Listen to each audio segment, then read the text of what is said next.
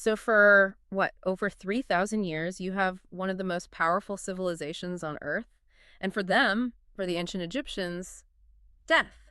Yeah. It really wasn't the end. No, not at all. It was more like a mandatory, high-stakes transition. Right. They didn't just believe in an afterlife. They lived every single day Yeah. preparing for it. Yeah. I mean, if you look at their society, religion wasn't just a part of it. It was the entire framework. All that wealth, all that time, the pyramids, it was all for that journey. Exactly. All to make sure the deceased could successfully get to this paradise they called the Field of Reeds. But getting there was not easy, and it definitely wasn't guaranteed. So today, let's unpack that journey. We need to understand the tools they used and the trials they had to face to, well, defeat oblivion. Okay, let's start at the very beginning with the preparation. Imagine you're planning a trip into this incredibly dangerous place. It's dark, it's full of monsters, and you know you can't survive without a guide. And the Egyptians knew this. Their solution was something we call the Book of the Dead. That name is a bit misleading, though, isn't it? Completely.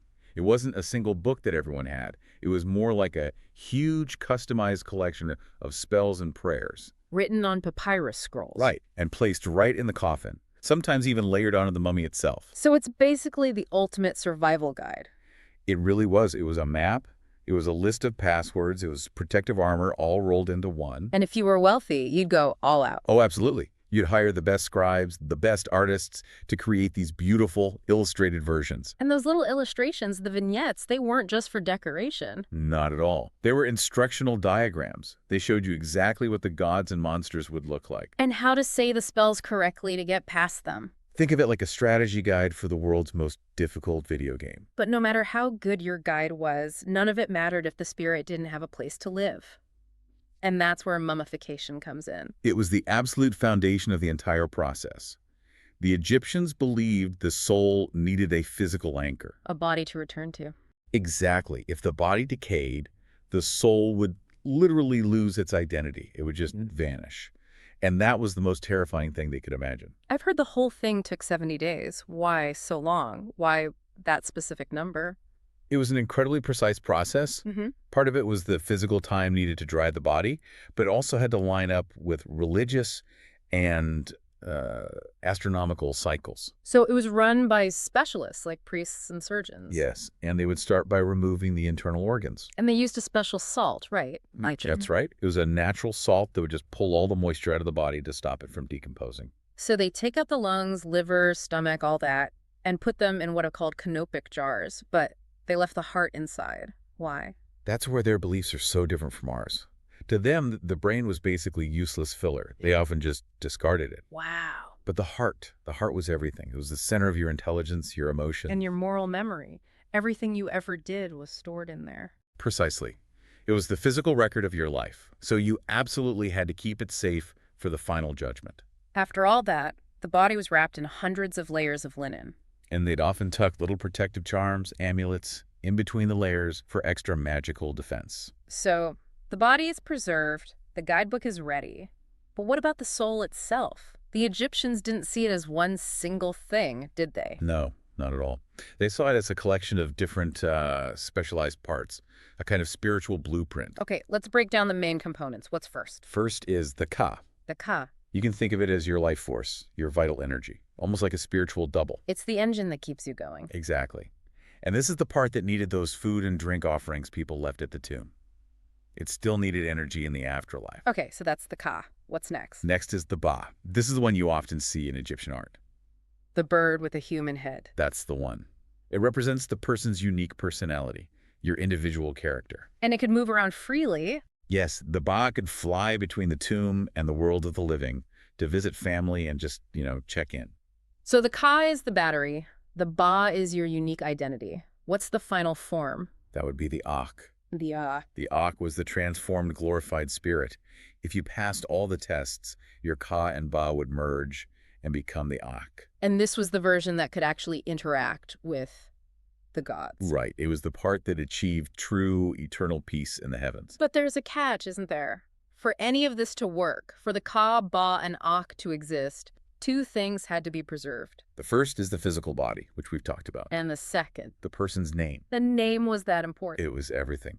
They believed that if your name was chiseled off a monument or erased from a scroll, you would just cease to exist. That's spiritual annihilation. Exactly. It was the ultimate curse, way worse than any physical punishment. So when we hear about pharaohs erasing their predecessors from temples, that wasn't just vandalism. No. It was an attempt at eternal murder. They were trying to wipe them from reality itself. Okay, so with all the spiritual parts ready, the journey begins. The spirit enters the duat. The underworld.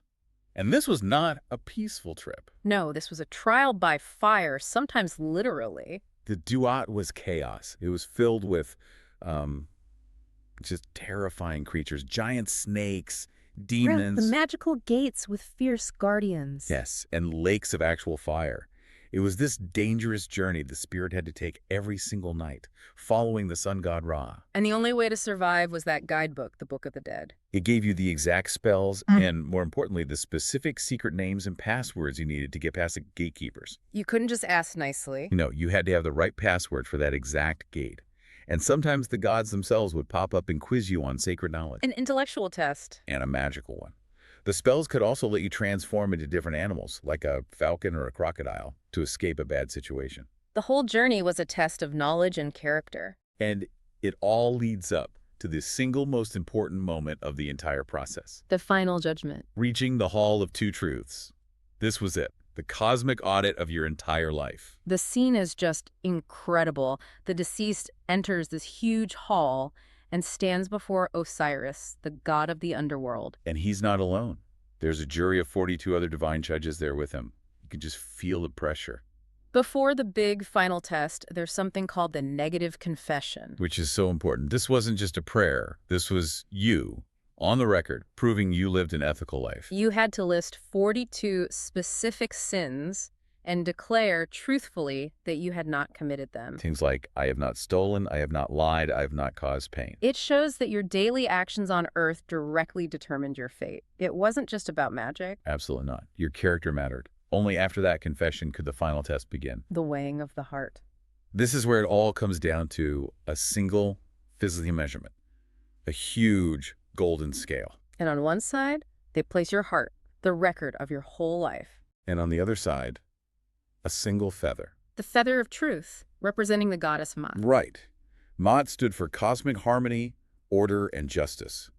The idea was your heart had to be light, free from the heavy weight of sin, to balance with that feather. And who's watching over all this? The jackal-headed god Anubis supervises the weighing itself, making sure it's exact. And Soph, the god of writing, is standing by to record the result. Instantly.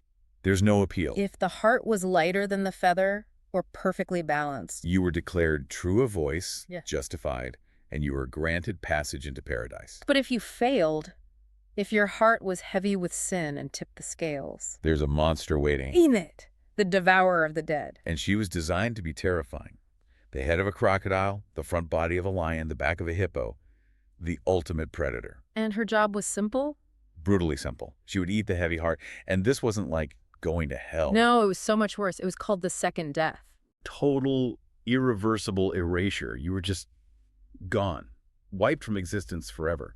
No Ka, no Ba, no Ash. Which was their greatest fear, total oblivion. The absolute worst-case scenario. But for those who passed, they were welcomed by Osiris himself. Which is very fitting when you think about his own story. Being murdered and then brought back to life by his wife, Isis. He was the ultimate symbol of resurrection and overcoming death. He also represented the cycles of nature, like the Nile flood, so he was the perfect judge of life itself. And the reward for all this, the final destination, was Aru. The field of reeds. Which wasn't some cloudy, abstract heaven. It was a perfect version of Egypt. Exactly. Everything you loved about life on Earth, but flawless. The weather was always perfect. The crops grew incredibly tall. No sickness, no sadness, and you were reunited with your family and ancestors. Living in beautiful homes, it was the ideal existence. But wait, you mentioned no hard labor, but didn't the gods still expect you to do some work, like farming? Ah, yes. You found the very practical, maybe even cynical side of the Egyptian elite. They weren't planning on doing any eternal yard work. Not a chance. They created a brilliant loophole for that. The little statues found in tombs? The shabd? Yep, yes. They were small, mummy-shaped figures, and each one had a spell written on it. And what did the spell do? When a god called on you to do some work in the field of reeds, the spell would activate. The Shabti would come to life, stand up, and say, "Here I am." You would take your place. He would do the work for you. That's the ultimate retirement plan. And if you were wealthy, you'd have, what, 365 of them? One for every day of the year, plus some overseer Shabtis to manage your tiny eternal workforce. Eternal peace and eternal delegation. It just shows the incredible level of detail that went into planning their eternity. Every single element had a purpose. And this whole system, this belief in moral accountability, in the soul, in justice, it defined their civilization for 3,000 years. It truly did.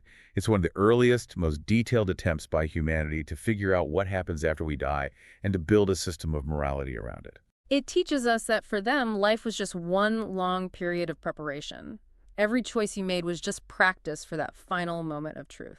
These incredibly practical people planned for absolutely everything, from preserving their bodies to delegating their farm work. So, something to think about.